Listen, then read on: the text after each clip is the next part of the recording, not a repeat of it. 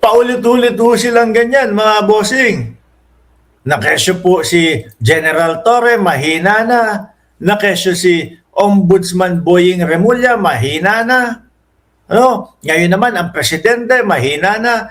Eh, samantala ho, mga kababayan, doon sa grupo nila, na laging mga nagmumura, nagagalit kay Pangulong Bongbong Marcos, eh parang mas marami ho doon yung nalagas eh.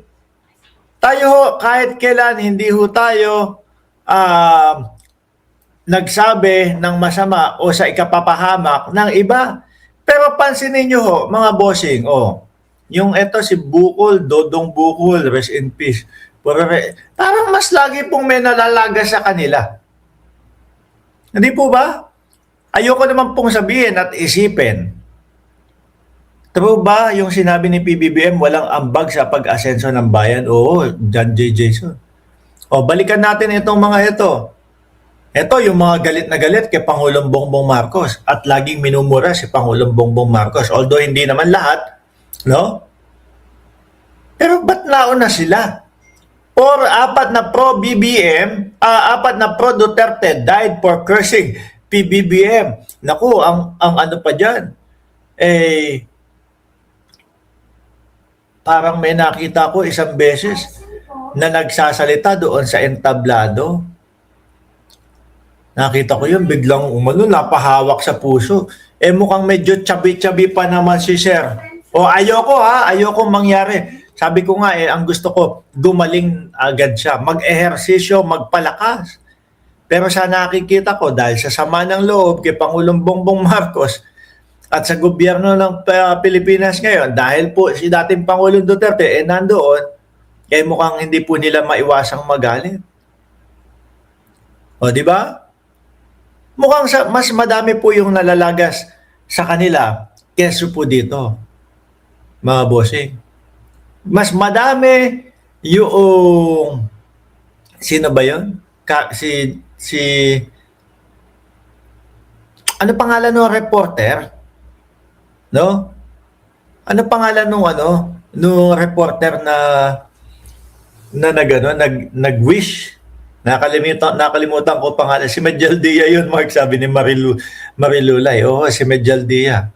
Baka, ulitin ko, ayoko mag-wish at hindi ako kailanman humiling na may mamayapa o masamang kahinatnan sa kanila. Pero pag hindi nag-ehersisyo yun si Medjal Dia, malamang kasunod dito yun. Di ba?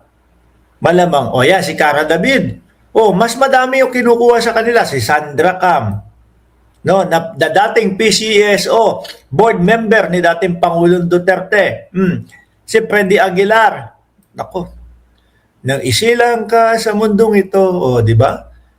Ito, si Bong Duterte, kamakailan lang ito.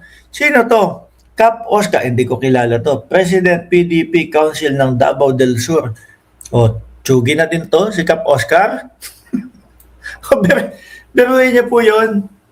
Kapapaulit-ulit nila na may mangyaring masama, sino kaya ang kapalit ng fake news nila? No? Kay Pangulong Bongbong Marcos. Kasi napapansin ko kada nagpe-fake news ho sila, kada nagpe-fake news po sila, mga kababayan, meron pong may pamalit po doon sa kanila Ronel Fernan, Manoy Mark, marhay na banggi sa Indo Gabos, 142 likes, sabi ni Sir Ronel Fernan. Hindi ko po naintindihan pero maraming salamat po. Sabi ni Marge Barcebal, ni Marge, bumabalik sa kanila kung ano ang kanilang masamang hiling sa kapwa. Ito si Eloy Burgis, Burgis. Siya nagpakalat ng fake news na sinasabi na nasa stage 4 pro. Kaya madaling mga sumikat yung mga DDS talaga, Yung mga DDS na mga vlogger, madaling sumikat, ano gagawin? Pakalat ka ng mga stage 4 cancer. Tapos ang mangyayari, mamukat-mukat mo, malalaman mo doon sa kanila nalagasan na naman. Kagaya nung sinasabi ko, pagka hindi nag-ehersisyo yan, malamang ang ending niyan mapalapit kay San Pedro agad-agad dyan. Di ba? Eto. Ngayon, mga kababayan, nasaan na ba tayo? Nandito pa din. Ay, hindi. Basahin ko lang ito. Magandang balita, GSIS, yung sa GSIS, mga bossing. No? Sabi dito, GSIS refunds. Sandali, mabilisan lang ito. Saan ba yun? Pasensya na ho, medyo mabagal ang ating computer ngayon dahil kahit nagbayad ako ng internet dito sa hotel, mabagal pa din. No? Ito, basahin ko lang. No? GSIS to refund 19 billion to members, pensioners, under Balik Ginhawa program. The government service insurance system, GSIS, has begun implementing its Balik Ginhawa loan relief program aiming to refund 19 billion to approximately 1.37 million qualified members and pensioners nationwide.